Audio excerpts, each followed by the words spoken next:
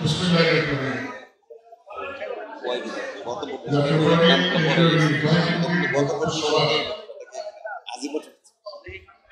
সভাপতি আমাদের সকলের প্রিয় চেয়ারম্যান, জাতীয় সংসদের বিরোধীয় নেতা জনাব গোলাম মোহাম্মদ কাদের এমপি, সম্মানিত চেয়ারম্যানবৃন্দ, প্রেসিডেন্ট সদস্যবৃন্দ, কেন্দ্রীয় নির্বাহী সদস্যবৃন্দ এবং উপস্থিত বর্ধিত সভার সকল সম্মানিত সদস্যবৃন্দ, উপদেষ্টাবৃন্দ এবং এই হলের বাইরে সারা বাংলাদেশ থেকে বর্ধিত সভার সদস্য ছাড়া যারা এসেছেন তাদেরকে এবং মাননীয় সংসদ সদস্যবৃন্দ সহ সকলকে জাতীয় পার্টির চেয়ারম্যান গোলাম মোহাম্মদ কাদের পক্ষ থেকে শুভেচ্ছা জানাই, স্বাগত জানাই। আমি প্রথমে শ্রদ্ধার সঙ্গে স্মরণ করছি জাতীয় পার্টির প্রতিষ্ঠাতা চেয়ারম্যান সাবেক রাষ্ট্রপতি, যার হাত ধরে আমি নিজের রাজনীতি এসেছি, সেই মহান নেতা মরহুম হুসেইন মোহাম্মদ এরশাদ, তার আত্মার প্রতি শ্রদ্ধা জ্ঞাপন করি এবং আমার কাছে তার জন্য দোয়া করি। আমরা বন্ধু সভা আহ্বান করেছিলাম আজকের দিনে সারা দেশে প্রায় সকল জেলায় সভাপতি সেক্রেটারি যারা বন্ধু সভার সদস্য তারা এসেছেন এবং এর সাথে তাদের সঙ্গে অনেক নেতা কর্মী আমাদের ঢাকার উত্তর দক্ষিণে ও সহযোগী সংগঠনে অনেক নেতা কর্মীর বাইরে প্রায় ৫০০,০০০ নেতা কর্মীর বাইরে আছে। আমার মনে হয় প্রিয় চেয়ারম্যান, গত নির্বাচনের পর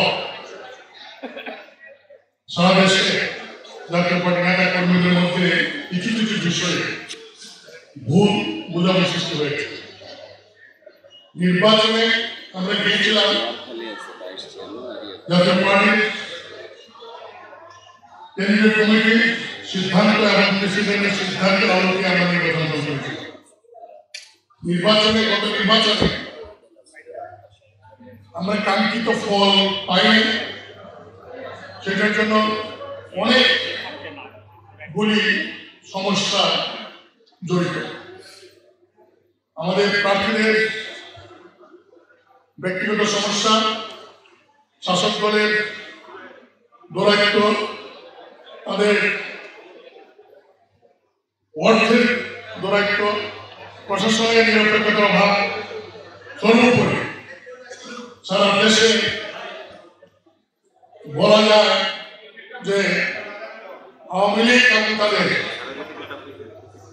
স্বতন্ত্র যারা ছিলেন তাদের পক্ষে সারা দেশে কাজ করেছে, যার ফলে আমাদের অনেক প্রার্থী যোগ্য, এলাকায় ভালো অবস্থান, নির্বাচন তারা নিরপেক্ষতার অভাবের কারণে তারা জেলাতে আসতে পারেন না। আমরা যে এসেছি অনেক বিরূপ অবস্থার মধ্যে এসেছি, অনেক সংগ্রাম করে, অনেক কষ্ট করে। আমি নিজেও, আমার ধারণা ছিল আমি নিজে ১ লক্ষ করে ডিভাইসে পাস করবো, ১৮,০০০ করে ডিভাইসে পাস করবো, এটা আমার জন্য আমি অনেক বড় হয়ে গেলাম। অবস্থা এরকম যে আমরা যদি না আসতে পারি, সেটা শাসক দলেরও ইচ্ছা ছিল এবং মাঠে যারা আন্দোলন করে তাদেরও একটা সহযোগী ছিল যাতে আমরা এই নির্বাচনে কেউ না আসতে পারি। যাই হোক, আমি আপনাদের সাথে বলবো যে গত নির্বাচনের পর আমাদের কিছু সহকর্মী, দীর্ঘদিনের সাথী, রাজপথে জাতীয় পার্টির সহকর্মী ছিলেন, তারা অনেকে হয়তো ভুল বুঝেছে, অনেকে ভুল বুঝে তারা সরে গিয়েছেন।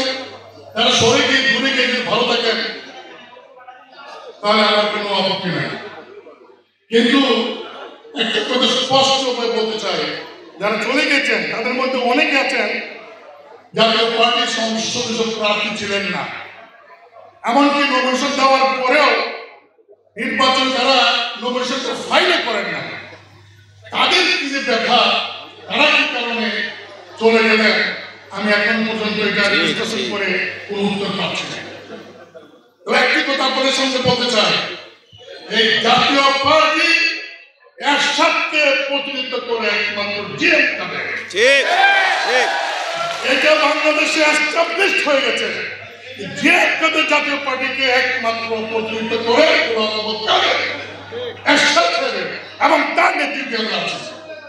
আমি স্পষ্ট করে বলতে চাই, যারা চলে গেছেন যারা ভুল করেছেন, আজকে বাংলাদেশে রাজনৈতিক অবস্থানে আপনারা দেখেন আওয়ামী লীগ তারা আজকে চায় না দেশের কোনো দল থাকুক, নামটা দিলে দিয়ে যায়।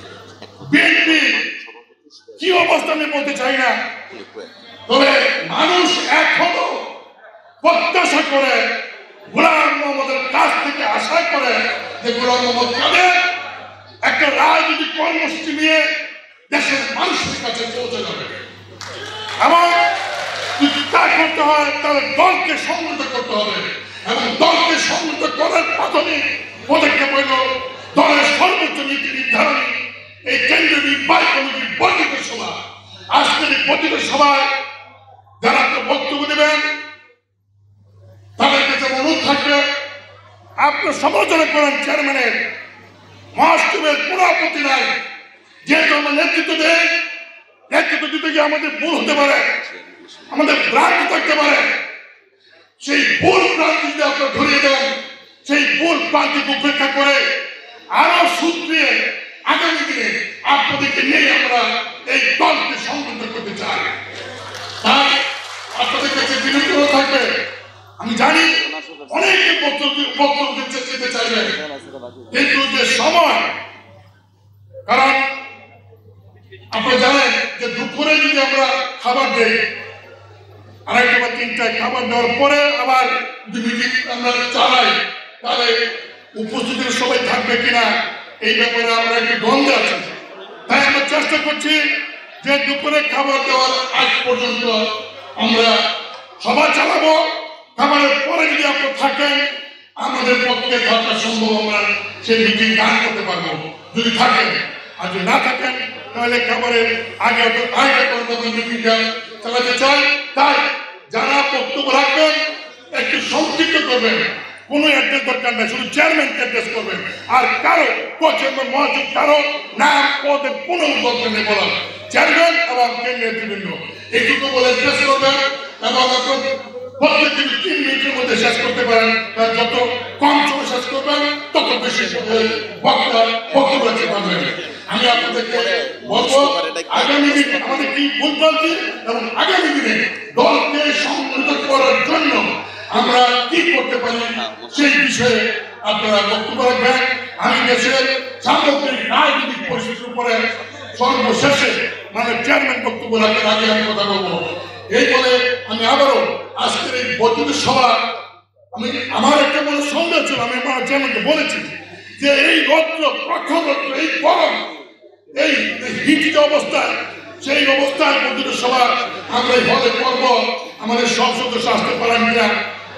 কারণ চেয়ারম্যান সাহেব আমরা সিদ্ধান্ত নিয়েছিলাম যে আমরা মিটিং আহ্বান করেছি, আমরা দেখি আমাদের সাথে যারা ত্যাগী কর্মী তারা এই গরম থেকে আসে কিনা। সত্যি আজকে তো অভূতপূর্ব অবস্থা সৃষ্টি হয়েছে, শুধুমাত্র কেন্দ্রীয় নির্বাহী কমিটির সদস্যরা সকল জেলা থেকে, যেখানে বলেছি সভাপতি সেক্রেটারি আসবে, অন্য সব সেক্রেটারি আসবে, সেখানে তার 40 জন 50 জন, রংপুর থেকে 60 জন চলে আসছে, কিশোরগঞ্জ থেকে 25 জন, বরিশাল থেকে 30 জন, প্রত্যেক জেলা থেকে স্বতঃস্ফূর্তভাবে তারা এখানে উপস্থিত হয়েছেন। এটা আমাদেরকে আগামী দিনে অনুপ্রেরণা দেবে। এই বলে আমি আমার বক্তব্য আগে শেষ করছি। এখন আপনাদের সামনে বক্তব্য রাখবেন মাননীয় চেয়ারম্যান জনাব গোলাম মোহাম্মদ কাদের এমপি।